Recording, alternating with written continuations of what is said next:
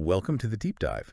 So today we're looking at some SAP user guide material, right? And there's this really strong warning about something called CKR1. It's in the CO module, controlling. Yeah, CO, controlling. And our mission, basically, is to figure out what this CKR1 thing actually does and why it comes with such a big red flag attached. Okay, CKR1, let's dive in. So CKR1, it's an SAP transaction code. You can kind of think of it as a special function, maybe like a reorganization button for cost calculation. Reorganization. Sounds harmless enough. But see, reorganization here actually means deleting cost estimates, straight up deletion. Oh, okay. Deleting. Right. Why would you need to do that? What's the main point? Well, the primary reason, the intended use, is to fix errors, mistakes made in cost estimates. Makes sense. You make a mistake, you fix it. Exactly. But, and this is really the crucial part, it's strictly, and I mean strictly, for use in test or development semi-environments. Not the live system. Absolutely not. It's all about cleaning up messes before they hit your actual live business data. It's test and development only. Loud and clear. Yeah. So how do you even find this red button then? What are the steps?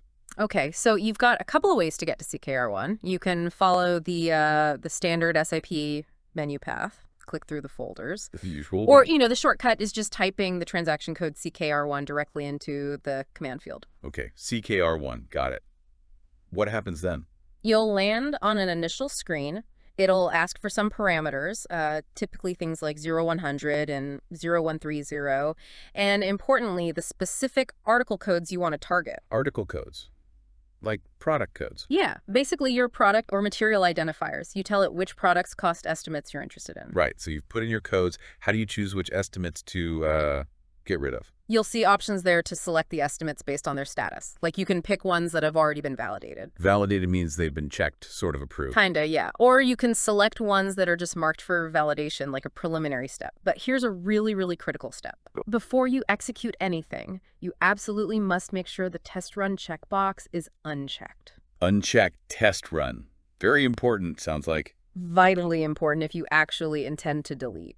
So you've picked your estimates, the test box is definitely unchecked. Now what? Yeah, how do you pull the trigger? You kick off the process by executing the transaction. Often it's like a pendulum icon or something similar. Click the icon. Yep. And after that, the system will probably ask you to validate your selection. Just a confirmation step. Making sure you really want to do this. Exactly. And then you'll likely see some options. Things like sauvegarder, that's just save in French, or sauvegarder et valider, save and validate, or sauvegarder et sortir avec la flèche verte, save and exit, basically. You might also just see an option to click none and exit if you get cold feet. Okay. Seems manageable for a test system. Yeah. But now, let's talk about those warnings you mentioned. The sources really hammered this home.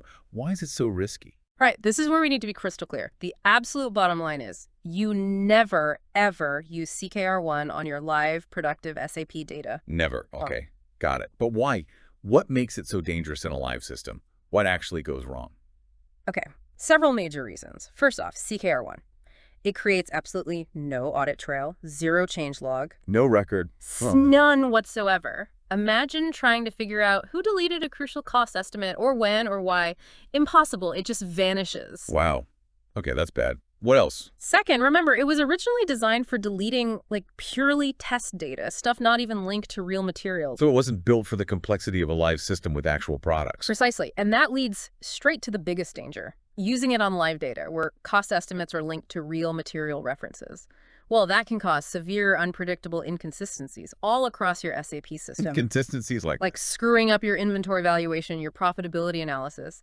SAP even has a specific warning message, CK669, that basically says, don't do this, it'll break things. Okay, CK6669, noted. And there's more.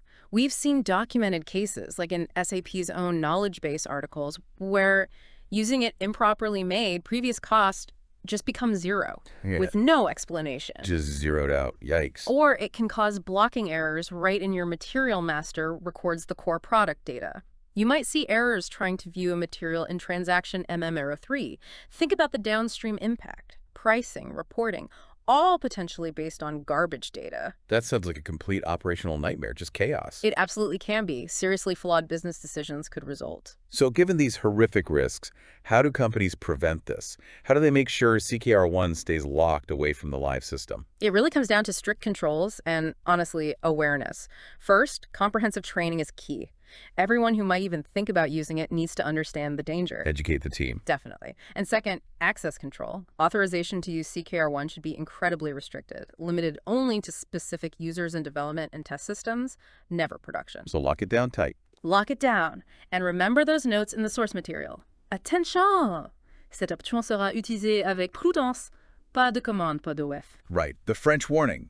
Use with caution. No orders. No production orders. Exactly. It reinforces that this isn't for fiddling with costs related to actual ongoing business, like sales orders or manufacturing orders.